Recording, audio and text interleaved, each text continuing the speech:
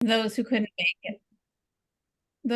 make it can get the information later, which is often the case. As you know, in libraries, we're pulled in many directions, and sometimes it doesn't work to be here live.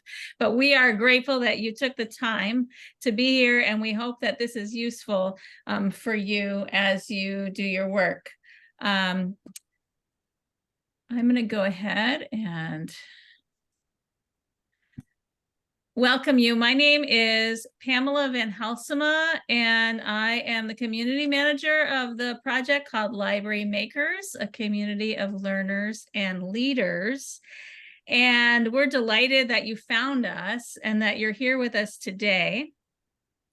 LibraryMakers was developed to try to connect all of you together so that you can support one another all over the country, libraries big or small, different parts of the country, and at different spots in the journey of developing these programs. Whether you're just getting started or you've been doing this stuff for a long time, we invite you to go ahead and ask questions and to share your experiences or maybe your great ideas on our website, which has a social platform that's really similar to like a news feed on Facebook, but it's just dedicated for us only. So it's only about this topic. So we love having that, and we encourage you to visit it often and see what people are talking about. We also have a blog on there. We publish a blog article at least once a month on something cool that's happening in libraries around the country. And we have a video library of our past events that we share on that website and also on a YouTube channel. So if there's something you missed and want to catch it, there's an opportunity to do that. So without taking any more time, I'd like to introduce my colleague who is an ambassador for LibraryMakers. Her name is Cindi Place. Cindy's a director at Bellaire Public Library in Bellaire, Michigan, and she has had great success in applying for grants over her years as a professional in libraries and in schools too. And she's going to share some of those things that she's learned and used to be successful in that endeavor. So thank you so much for being here, Cindi. I'm going to switch to you so you can share your slides. That's good.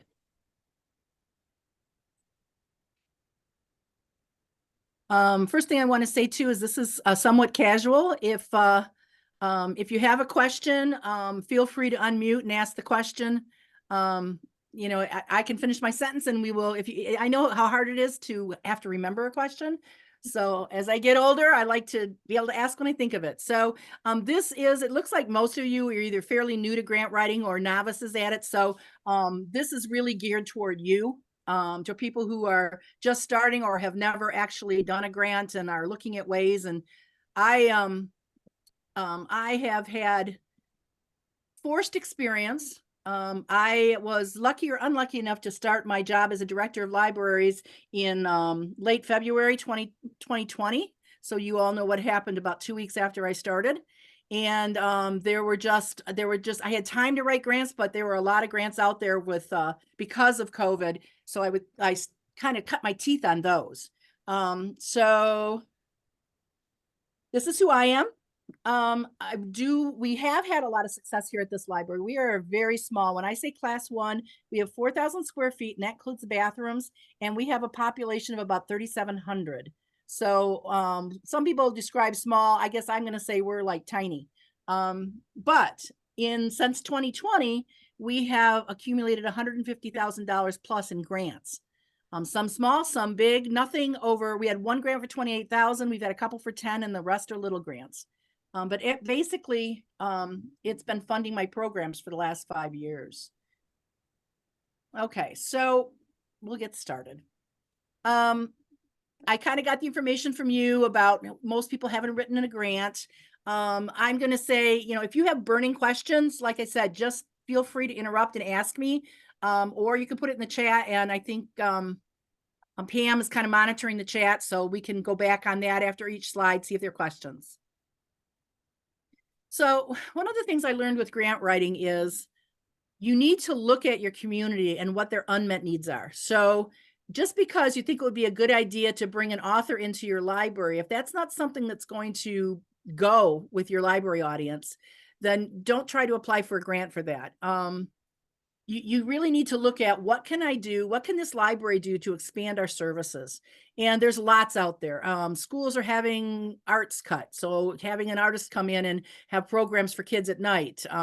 There's lots of opportunities, but most grantors want to see that you have actually done a little research and you know that what you're asking for is something that your community needs. Talk to stakeholders. I just got a grant that I'm going to have several meetings with senior citizens in our area, because I'm going to be able to buy assistive technology for our library, but I need to find out, what does the community need? I think it would be really cool to have a stick for someone who has low vision that has GPS on it, but maybe nobody would use that. Maybe somebody would rather we have a portable wheelchair available for people to borrow. So when you're looking at grants, see there's a need. We don't have enough programs for young people in our community. There's a typical need. Okay, so what does that mean though? Does it mean that your community needs something after school? Does it mean that you have literacy issues and you want to help the school out with programs on Saturdays? So talk to people. This is before you actually apply for a grant.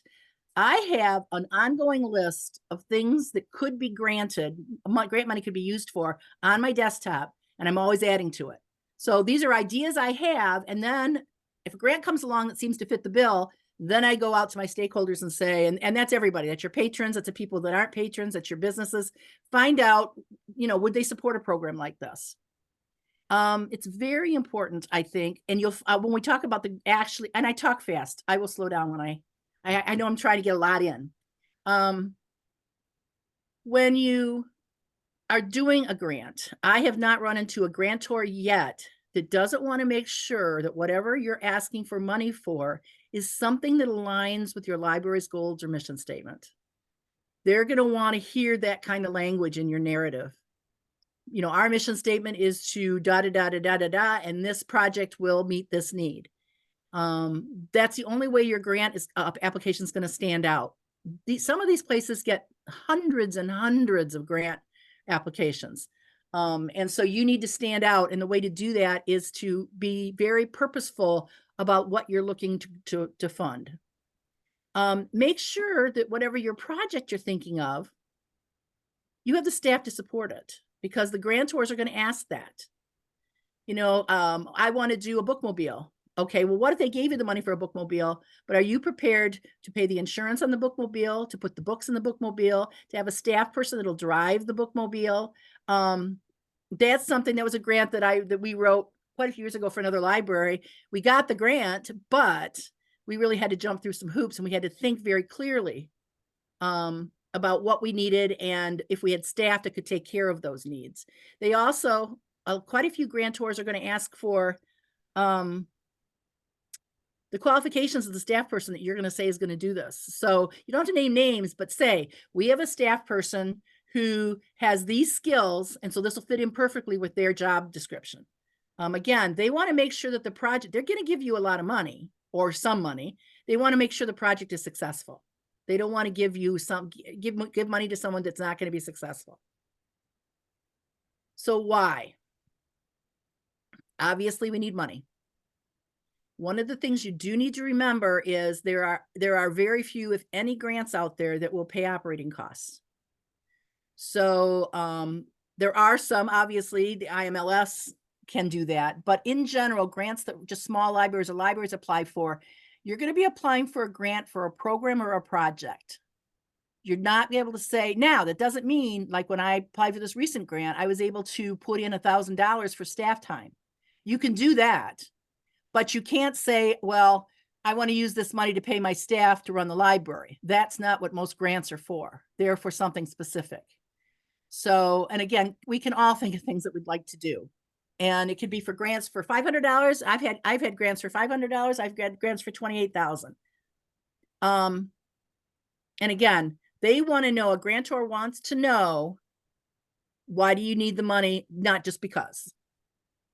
When you're getting ready for the grant, think about the steps that you will take to make this project go. The more specific you are, the better chance you have of getting that grant. And I mean, not necessarily write this down, but if we get the grant within the first 2 weeks, we're going to do this. We're going to price out this equipment. In the next 2 weeks, then our plan is to promote the program and meet with stakeholders. And then the program will start in a month and a half, something like that. They're going to want you to be specific. Anybody have any other questions, or is there anything on the chat? We good? Yeah, somebody was asking if when you say staff, what about volunteers? And can you include that in there? Yes, volunteers are acceptable, but make sure you're telling them that's what you're planning to do.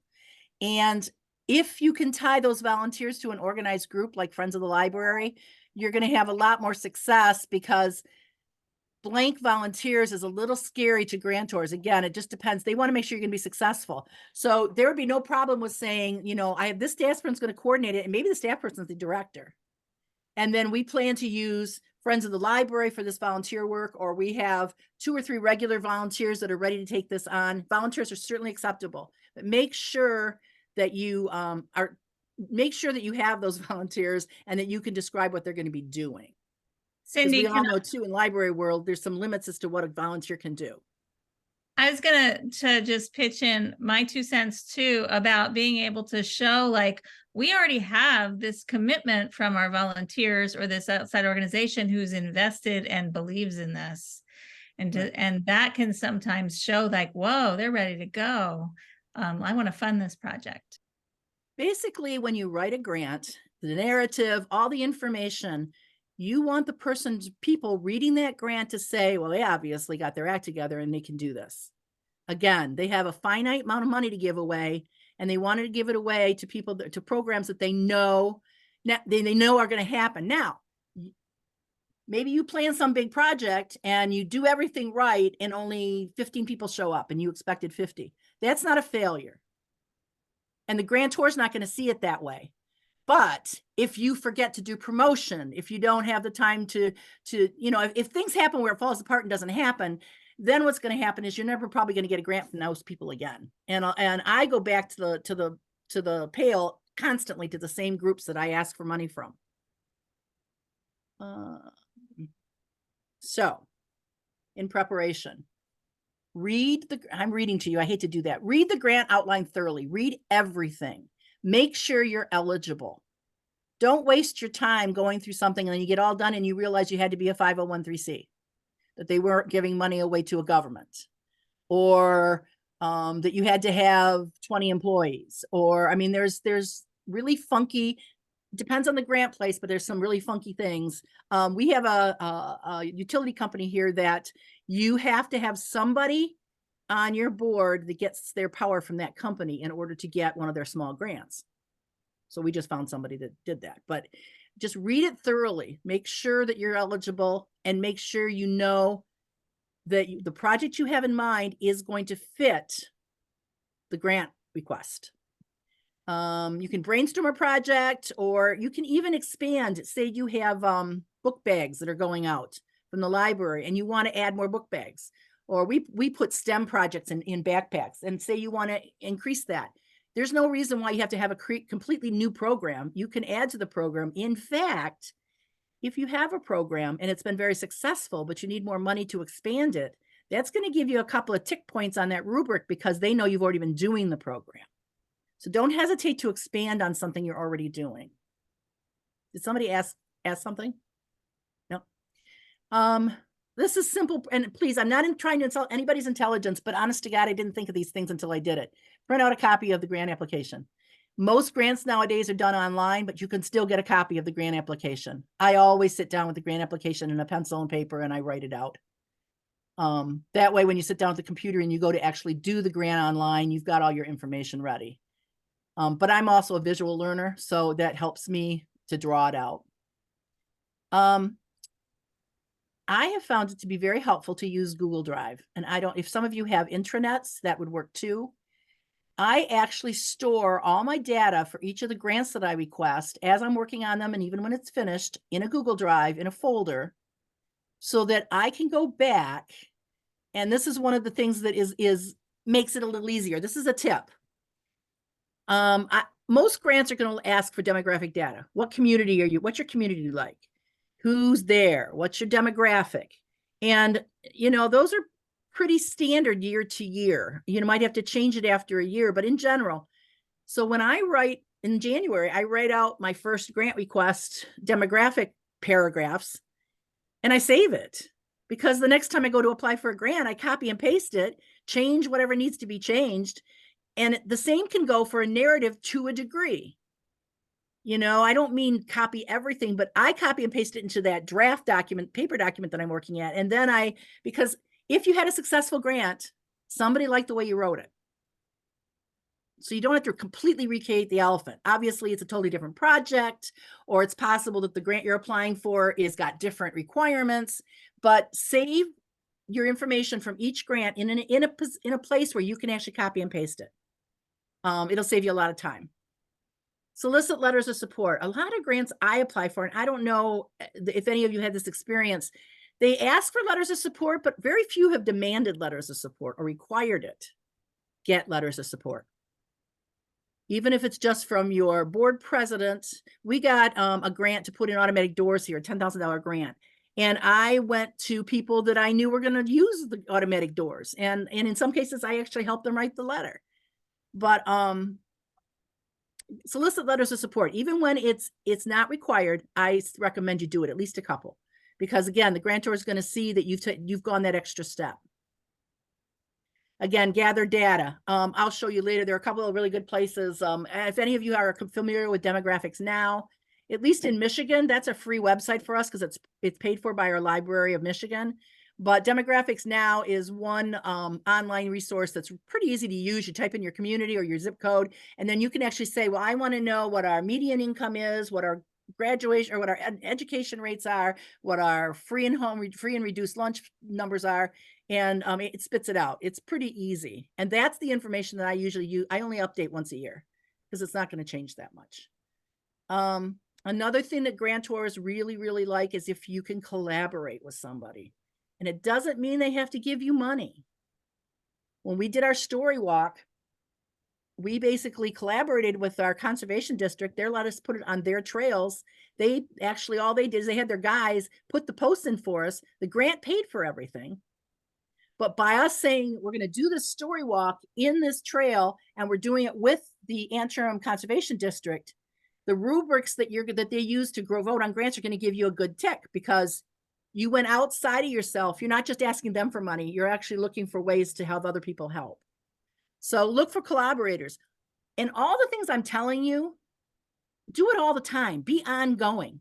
Have that folder on Google or wherever you have it, and think of ideas of collaborators that you can do projects with, because then when a grant pops up, most of the time you have a lot of time, but sometimes you don't. Sometimes those local grants, you got like a month if you're lucky.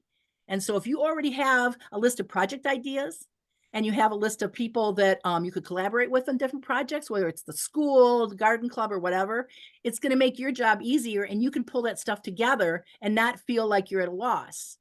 There is so much money out there.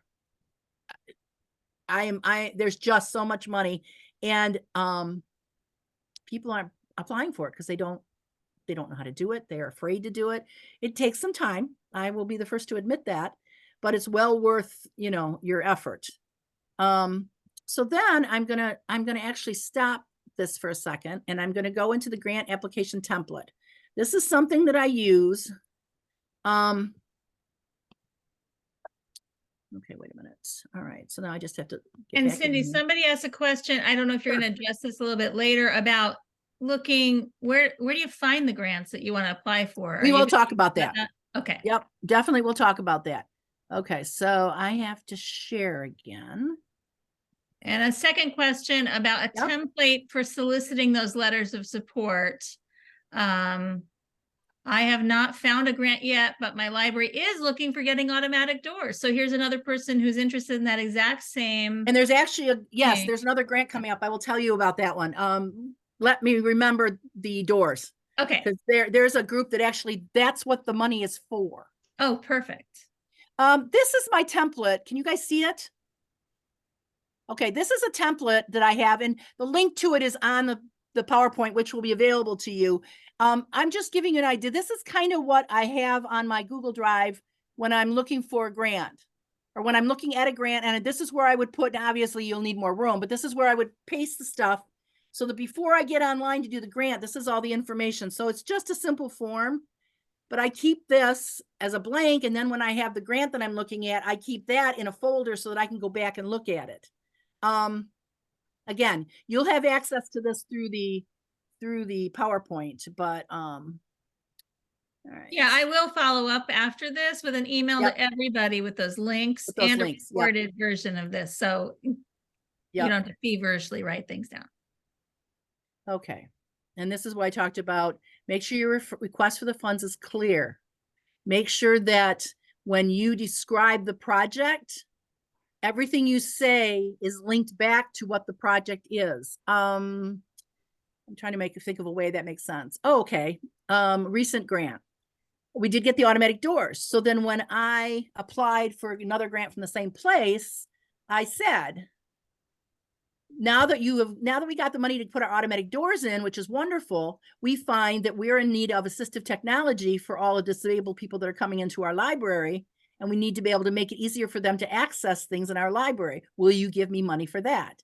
So build on it. Build on what you do. It might not be something they gave you money for, but say, we were able to put a makerspace into our library, but it's really just a cart with some things on it. But we have so much interest. We would really like to remodel a corner of our library and put cabinets in there and that kind of stuff. And then, so then you're saying you have a makerspace area, you're dedicated to having a makerspace. Now you just need money to make it bigger and better. Or a mobile cart, or think big. This has been my dream. I would love to get a van that has makerspace in it that we can go from the school to daycare centers to senior centers and make it a mobile makerspace. But if you already have the makerspace, then you can say, we've had real success with our makerspace. Now we want to grow it. And there are grantors out there that are interested in doing that kind of thing, especially since by doing that, I'm saying there's interest. We've tested the waters already. We know it's going to work. But we also know, we did start a coding club, and we started with just doing coding stuff and some cute little coding games. One of the things I learned with coding is kids just eat it up. So we were so out of our element within a month that I had to buy Mindstorm Legos because I couldn't keep up with what the kids wanted to be able to do. I got a grant and I said, hey, we've been doing this with these robots, but now these kids want to do harder things, and we got the money for it. So you will have these links as well from Pam. These are two places that the census is a great place because it's not that old, and you can get data for your community there. This other one is basically how you get to demographics now. And so when you see that link, you'll be able to, if I were to do it now, it isn't going to come up because it's going to ask for, if you have demographics now is something that you have to have a subscription to, but I know Library Michigan pays for it for us. So I'm hoping there are other states that they have that opportunity to do. I just put the generaldemographicsnow.com up there, and then you can find out from your library if you have it. Yep. And if you don't, you should. Okay. Now you've done the narrative, and we all know that's where a lot of the energy goes, because that's where you're going to convince them that you will have a sustainable project and that you can do this. But you're also going to have to make sure you come up with a budget. And some grants allow you to do the 10% over. Most I have done do not. That means that you can do like a 10% contingency and say, well, and I think everything might cost 10% more. Most of the grants I've applied for, especially smaller grants, federal grants, they don't like the wishy-washy stuff. They want to know what you're going to spend the money on. You're going to need to keep receipts because you might be audited. Rarely, except for a few grants with our Library of Michigan, rarely do I have to give receipts to anybody, but keep them because you could be audited or you could be asked for proof of stuff. Some of this is on your honor. You're spending the money the way you say you're spending the money, but keep the receipts because you might be audited by the state, by the grantor, by somebody, and you want to be able to get money from them again. They're going to ask you how you're going to promote your project. This is logical stuff. You're going to put in, they don't want you to spend a ton of money, but you can write into the grant a certain amount of money for promotion. The $10,000 grant that I just got, I wrote in $500 for promotion. So that's kind of gives you a figure of, and that promotion includes newspaper articles, radio pieces, advertisements if I want them, flyers. It also is where there'll be a place where you could possibly say, well, and it's going to take my employees 10 hours to do this or 20 hours to do this. And then you figure out the going rate. So you can get money back for staff time, but it has to be specifically tied to your project. And most grants allow that. I can't think of any that didn't allow it, but there's probably some of your smaller reading grants for $500 from your community might not, but they tend to be a little bit easier to report. Make sure you sign the grant. It sounds simple, but as a grant reviewer, I can't tell you the number of times we've had to say no to a grant for Library of Michigan because they forgot to sign the grant. Sign the grant. Proofread. And then ask a bunch of other people to proofread it. The more eyes on it, the better you are. We're in the process for LibraryMakers is working on a big grant, and just the little things like I forgot to capitalize something, or there's too many spaces in this. Oh, and for goodness sakes, check your spelling. As a reviewer, there's nothing more annoying than have somebody not be able to spell in a grant request. And I know that seems petty to a degree, but it isn't, because I think the idea is if you can't spell or you're not thinking it's important enough to check your spelling, then how are you going to pull off this project? That's just, again, I've been a reviewer and I know you ask those silly questions, but. Okay. Are there any questions about applying for a grant specifically? I know there was that question of just researching where to get grants. Yes. There are a couple of places that you can pay for that tell you where grants are, but I will give you a list at the end, but I'm here to tell you that make sure you don't forget your local organizations, your service organizations, your utilities, Walmart, Kmart, if they're still around, Target and Walmart. You can get $500 to $1,000 pretty easily from both of them. And I'm kind of small library, so for me, $1,000 will pay for a reading program for the summer. So, I think also Home Depot and the dollar stores have local grants too. Yeah, if you guys have Dollar Generals there, they have actual literacy grants that are meant for programs. But then also talk to your health departments, because a lot of times you want to do a wellness program for your seniors. Well, the health departments, A, they might even be able to do it for you, but B, they have funding available to them as a health department through the federal government, and they might be able to help you with that. Again, don't forget the service organizations, but then to get bigger, your state's library association. A lot of times they have grants. I know in Michigan, our MLA is funding a lot of diversity projects. So you do have to kind of be up on the catch-alls that right now diversity is a big thing. So if you want to do something with adding more books on diversity slants on your library, then check with your local library association. Or if you are having problems with challenged books, maybe there's a program you'd like to have come in that talks to people about how books are chosen. But yeah, so look at your local organization or your state organizations. I don't know how everybody else's state library works. Ours is a huge grantor group. I can contact the person in charge of grants at Library of Michigan, and she actually oversees 500 different grants. Some are federal, some are state, some are private. So another thing that I heard in a conversation I had last night with another maker educator, if we're going to, is what seems like some things that are getting funded right now have to do with sustainability issues, whether it's recovering from disaster, or it's water or energy or things like that. And there's money coming from the federal government for those kind of things lately. So figuring out that angle can sometimes be helpful in securing the funds. There's a question here about what if you don't spend it all? And what do you do? Couple of things. It depends on the grant. If we had a little money left over from a $10,000 grant we had for the doors because we saved money. Our electrician gave us a break. So I went back to the grantor and said, I've got this money. What do you want me to do? Well, this particular grant, they pay you the money up ahead. You don't have to get reimbursed. And they said, well, what else could you do? Well, I said, well, I could buy some books on disabilities, and I could buy some. So check with the person that is your grantor. A lot of times they'll let you spend it as long as you tell them what you want to spend it on. Same thing holds, say you wrote a grant and you wrote it for 3 computers. And then after you got the grant, you found out that you could get a better deal on the computer. So now instead of buying a computer, you also want to buy sets of headphones. Contact your grantor. Generally, they're going to say, go ahead, as long as it's kind of meeting the same kind of needs. You don't have to buy another computer if you don't need it, but you could certainly buy something that's going to help with those computers, maybe even software, licensed software. So try to spend the money, but we don't have, magic balls. We don't always know. And like I said, sometimes something goes on sale and I jump on it and I save, $500 or $600. Go to your grantor and say, look, we've got this money left. And you've already paid us. What can we do with it? Now, most federal grants are reimbursable.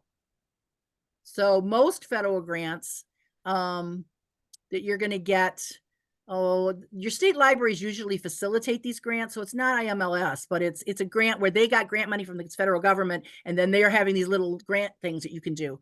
Most of them are reimbursable, which means you have to buy it up front and then they reimburse you. If you don't spend all the money, then you don't get any more. You don't get the whole thing. You get whatever it is you spent the money on. So, but even in that case, I can call Karen at Library Michigan and say, look, I still have about $900 left. What can I do? And she really doesn't want to have money left over, because if they have money left over from the federal government might take it back, and they don't want to do that.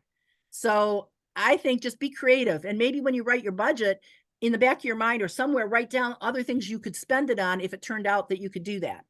Or if you really only needed 2 computers, not 3, it turned out, or whatever. So does that answer the question, I hope? Okay. Again, you won the grant. Make sure you file the grant. Refamiliarize yourself with what you can spend it on. In some grants, the one I just got, I wasn't specific except for a couple of things. And then I said, I'm going to spend $8,000 on assistive technology. I don't know what that is yet because I haven't met with the people to find out what they want.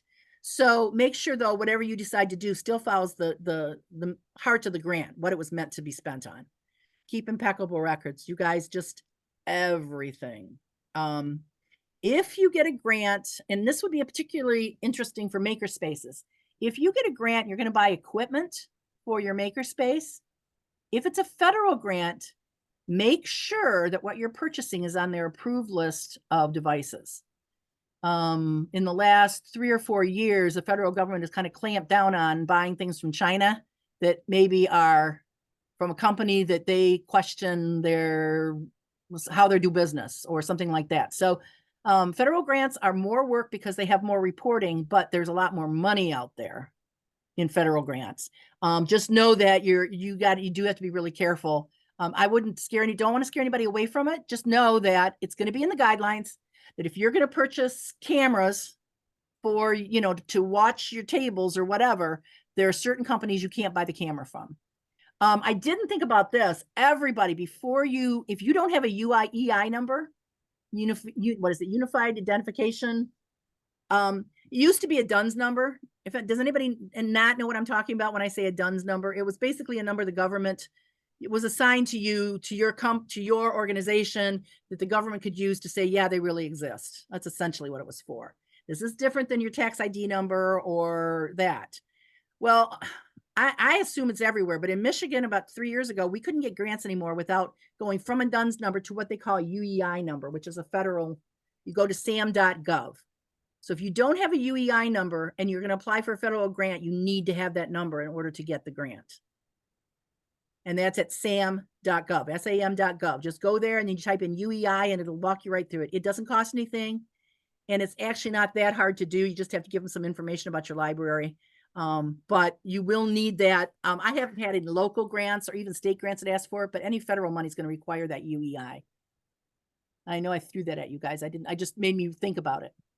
So I'm going to show you, and this is actually kind of cool. Oh boy. Okay. My auditor, basically, we were getting so much grant money that our auditor was getting nervous. And so as a result, where is it? Whiteboard. Shoot. Just a second, I have to go back to what it is I'm looking for. So as a result, our auditors, I had to create a spreadsheet. Ooh, what did I do with it? Oh no. I had to create a spreadsheet that kept track of my grants. Did you share that link with Maya that she may have sent to me? I did, but I want to go through the actual sheet because there's things that I want to show, then I'm just getting it. So it's right here. I got it. You got it? Okay. Yeah, I got it. It's right here. Okay. Can you guys see the spreadsheet? Yeah. All right. And I have a link to it. I'll put it in the chat. Yeah, and there's a link to it. I think the link I sent to Maya is this, but I can also, when this is over, I'll send to Pam the link of the blank spreadsheet so that you can actually use it as a template. Like a template. But I wanted you to see what I do. So these are all the grants that I've gotten from way back. And you see, you put down what the grant's called, when you got it, what it's for. And then I have grant status closed or open. I, at one time, had so many grants open that I needed to make sure I knew which ones I still owed reports on. Oh, yeah. And then what I do is I'm a Excel person, but you can do this in slides. These are the grants that are still working for me. These are the grants that are in highlighted. So I also know that the rest of the information after that, that's really to keep my auditor happy, my accountant happy. But then here, every time twice a month when I write checks, I just pass, this is what I wrote it for. This is what it was for. And then I spread it out to the grant that it belongs to. Oh. Does that make sense? Mm-hmm. And I actually do the same thing for memorials and donations, but it's the same basic thing. And then here, sometimes you have to do matching funds. If you have to do matching funds, then I have a place to do that too, because our accountant wants to know what I'm doing. Like I said, I will send you a link to one that's just, it has all the information or the headlines, but it doesn't have my information in it. So you don't need that. But I find this is a really great way to keep track of where your grant money is. Some of my grants have money left over, and that's where I can kind of, oh shoot, I need $200 to buy these books, and I can just, it's an open grant, and I'm able to use it for whatever I want. Does that help anybody? Does that make sense? This is how I keep track of grants. And every time I get a new grant, I write it in.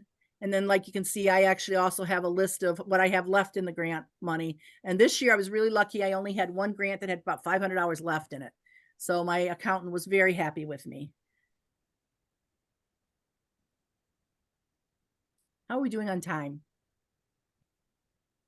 It's 8 after the hour, so we have a little bit more. A few more minutes. Yeah. Every grantor is going to want you to and remember, you're going to get this slide deck to look at. So I'm going through everything, but you're going to want to follow through that and go through it, I think, just to remember stuff. Credit the grantor. Most grantors are going to tell you, we want you to use this logo and we want you to say this. Do it on every single thing, piece of paper, flyer, news article that you do to promote this grant. They want credit and they deserve the credit. And then save the things that you did. You posted. If it was a newspaper article, scan it in and save it to this folder we talked about. If it's a letter to the editor that someone wrote, if it's a flyer, because again, grantors they won't not grant you money again if you don't do that, but they need proof that you did the project. Take pictures and save them, because when it comes to file the final report, you want to be able to put some pictures in showing the thing happening. You want to be able to show that, yes, I had an article in the local newspaper and here is my newsletter that I did. And so make sure you keep those things, those different proof of promotion in a folder somewhere, so it's real easy to just save them as PDFs, because then it's really easy to upload it to the grant report. Many grants, especially federal grants, are going to ask for evaluations. Those are hard to do, I have found, because people are done with the program and they want to get their butt out of they want to leave. So what we have done is we have the last several grants. We have a grant where we have 4 authors come in once a quarter and they do a program one day and one night, and the next day they do a workshop, writing workshop. We hand out those evaluations as people come into the room, because then they can fill it out while they're listening to the person, or they can make notes on it or whatever they want. I've had a lot more success, and I have much more success with written evaluations than online. It's just, we have a population of mostly older people. They don't want to go online. They still don't want to go online. They live with their phones, but whatever you do, if you decide to do an online evaluation, make sure you also have one on paper. Yes. Especially with teens or at big events. I've also had success with what you call it's a board that people can put a sticker on, good, medium, bad, or whatever. And it's just like what they're feeling. Especially like I said, with teen programming and creative programming like this. I learned something new. I've done this before. I want to come back. I'll bring a friend next time, and just stick a sticker on it or an emoji or something. And you can get a good temperature reading, and it's kind of fun to fill that out. It's less like a survey. So depending on who is answering the program survey, you can get it. You can be a little creative for how you collect that information. That's a great idea. Also, again, federal grants are going to require that you use their application, their evaluation in most cases. So it's in the requirements. You print it off. It's not a big deal. And what I have found is they don't get all hung up on, say I had 50 people there. I have pictures of 50 people, but 10 people turned in the evaluation. They're not getting all hung up on that. That's the reality of evaluations. They just want to know that that you looked at the input, especially if you're going to go back later and get more money for them for an extension to that project. You want to show that you answer the people's questions. The other thing that I find to be very helpful is to know ahead of time and be very planning ahead on, wait, I was supposed to track that bit of feedback. I didn't design my survey to include that question, and now I have to report on it. So find out what the reporting is going to be like at the end, and maybe that's something you have to measure throughout the time of your grant that you weren't necessarily planning on, but it's important for the funder. So, and as you write, you'll find that reports for smaller grants are not a headache. They're pretty easy. Yeah. What I think is a little dismaying is that when you write bigger grants, a lot of times you don't see the grant report until it's time to do it. Right. I know with my my humanities council, they don't do that. Now I've had enough from them, I know what to look at. But you know what? Ask them. That's the other thing. If they offer, I don't know if I put it on there. Yeah, I did. Many grantors are willing to look at your application prior to submission. Yes. And do it. Don't do it 3 days before it's due. But you know, you can do it a few weeks before. If it's a last minute grant, you know, ask them a couple days before if you just heard about it. But if they are willing to look at it, take the advantage of it, because there's nothing better. They'll get back with you and say, well, you forgot to do this, this, and this, or we'd really like to hear more about this. That's going to make the chances for two things. That's going to make the chances of you having success better because you wrote a better grant. It's also, do you remember the story? You go to your teacher and say, I'm concerned about something. They also know that you care enough to have someone look at it and that you're willing to take their advice and fix it. So I just always think when you look at a rubric, if you're a peer reviewer, it's got so much stuff on it, but nothing beats the good feeling somebody gets from reading a grant application and going, yeah, you know, and they called me and they had a question about this. And again, they have to give away money and hope that it's going to take. Less is not always more. You know, it's really, if they give you 5,000 characters, really try hard to at least use half of those characters when you're online and you're trying to fill out an application. If they're looking for 5,000 characters, do not just write 3 sentences. They want to know more information from you about your project than, well, we're going to do a story time with some of our special needs kids and we just need money for crafts and books. They want more information. So just don't assume that they only want to read a couple sentences. And again, if a pre-application webinar is offered, take it. I take it every single time I'm applying for a new grant. Some of them, and it doesn't matter, whoever it is who's doing the grant, if there's a pre-application webinar, and you'll find some of your humanities councils will offer those. If you can't do it the day they have it, there's always a link that they're going to send to you if you signed up for it, and then you can look at the link. Then you can go back and refer to it and say, now, what did they say about? It never hurts to have more information about what they're looking for. Now, this is so in our case, we go to Michigan Humanities Council. But every state has a humanities or a humanities and arts council. Go there. I didn't realize that humanities councils give libraries money. specifically for makerspace type things and projects, because there's so much tied into, we know that people that occupy their brain by doing physical things with their hands are going to have a less of a chance of a dementia issue.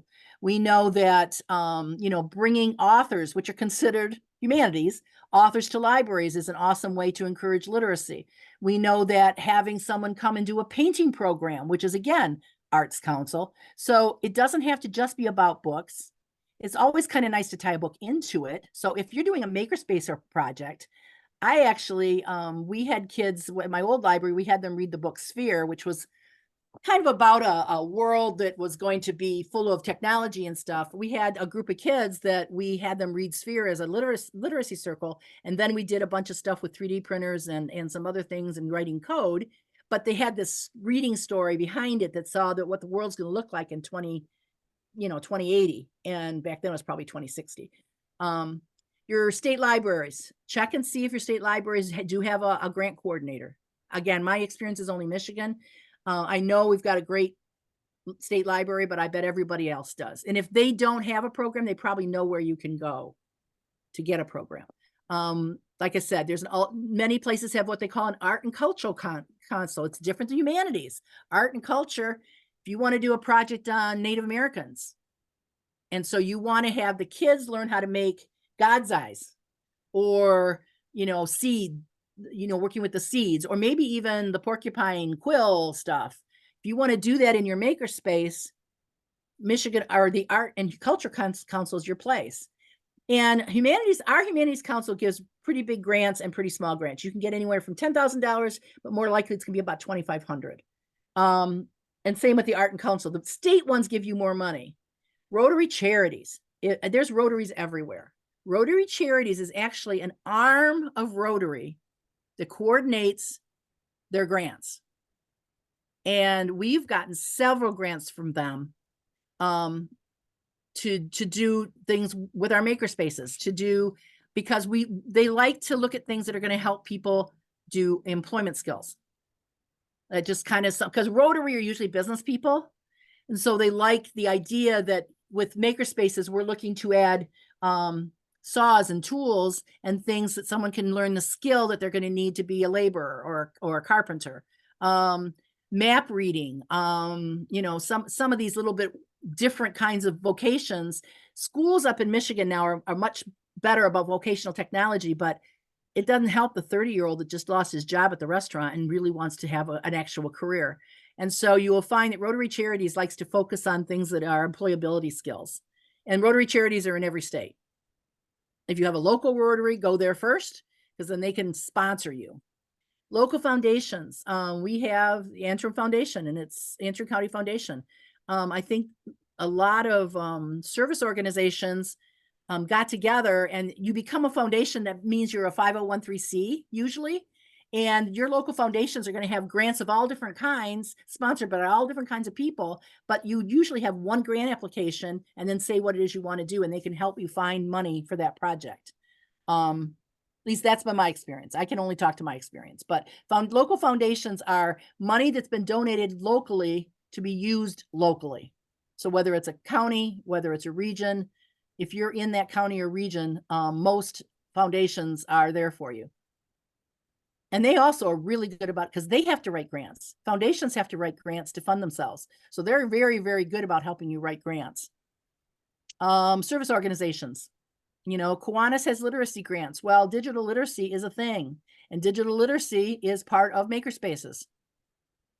So Dollar General, Meijer, Walmart, local businesses. During COVID, we did not ask any of our businesses for money. And then about last year is the first we started asking them. And I will tell you, we got way more than we expected, because they were so appreciative that we didn't attack them in 2021 and 2022. So if you've got a local, we had a 3D printer in my other library, and this business wanted to talk their bosses into buying a 3D printer for them.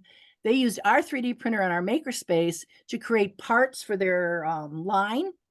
And then and they gave us enough money to buy another 3D printer in thanks, and they ended up buying their own 3D printer. So if you've got local manufacturing groups, especially with the makerspaces, talk to them. Find out if they have any funding, because even small manufacturing places will make donations $1,000. Well, $1,000 will get you a pretty nice 3D printer. $1,000 will get you enough supplies for a year to do some crafting stuff.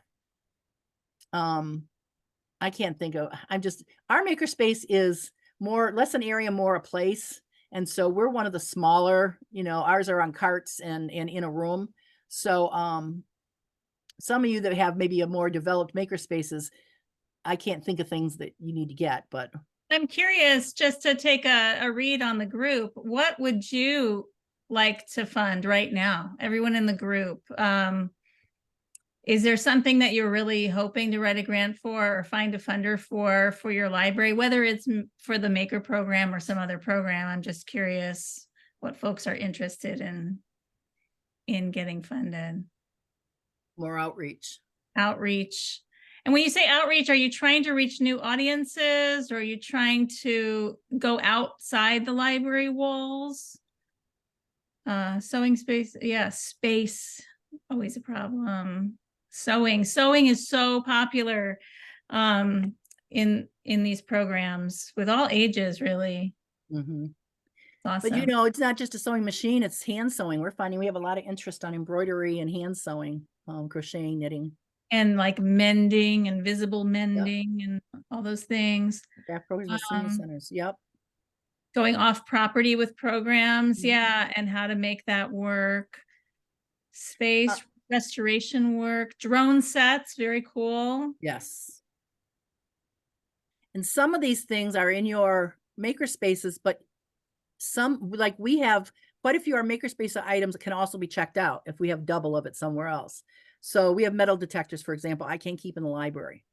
But sewing machines and things like that, pickleball sets, they're not part of our makerspace, but a lot of our makerspace items are in our library of things, so people can actually take them home as well.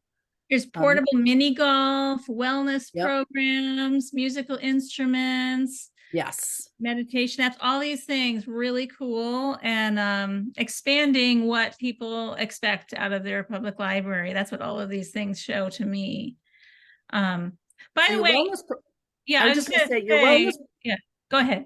Your wellness programs, head to your health department, head to your local health department, find out what they can do, because there may be a grant out there for them, or they may have instructors who will, American Red Cross, who will do it for you. You don't have to pay them.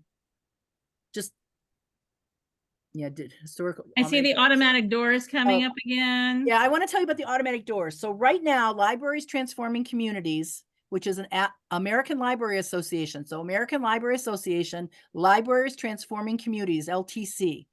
I just finished phase 2. I believe they're going to do a grant round 3 in the next month or so to start it. It gives anywhere from $10,000 to $25,000 for accessibility items. That includes the automatic doors. So we paid for our automatic doors with a $10,000 grant that we got last fall from LTC. The beauty of LTC is they're the ones that give you the money and then you just count for it later. Also, so you're not having to pay. $10,000 for us is a lot of money to have to pay out for those doors. It was a super easy process, you guys. We have an old building. I was stunned at how easy it was. It was done in 3 or 4 hours. We had to coordinate with the electrician and all that stuff, but it was very well done. And we live, I'm not kidding, our closest big city is 6 hours away.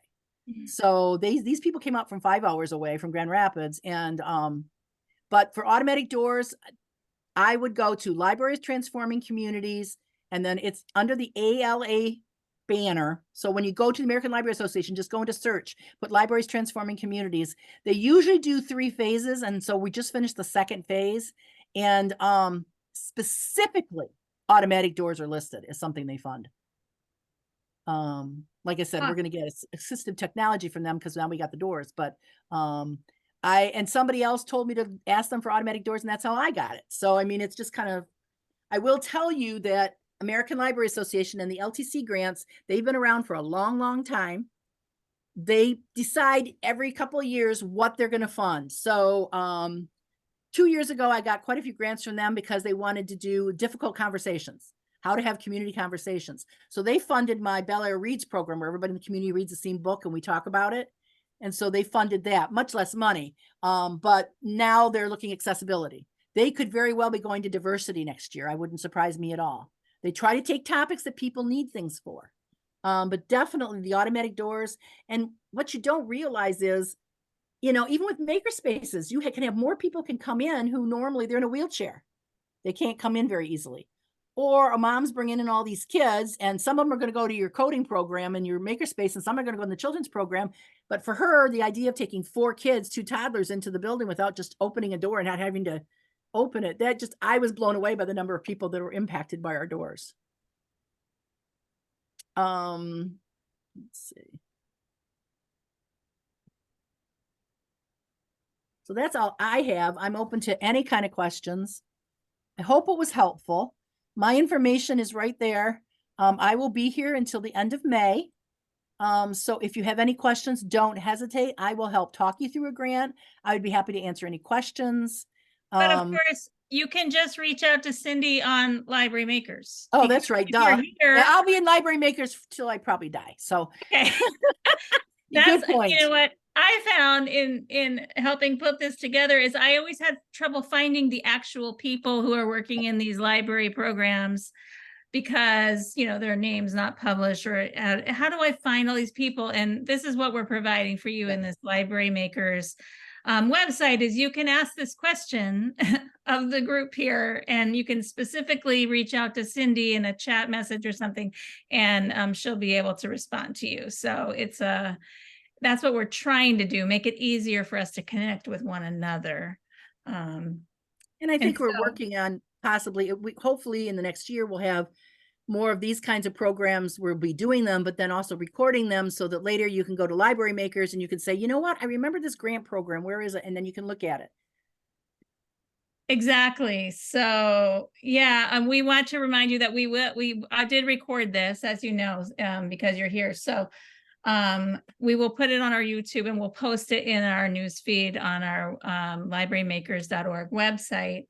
It's not the only thing we do, but we do try every month to have a new learning opportunity. And in fact, the next one coming up is by a friend of mine, Etienne Douglas, who has for many, many years run a 3D printing program in his basic one-room tiny library. And he enlists the help of teens in the area in an internship program to do a lot of this. I mean, he's just an out-of-the-box thinker, and he's a great presenter. And I've seen him talk about his 3D printing program before.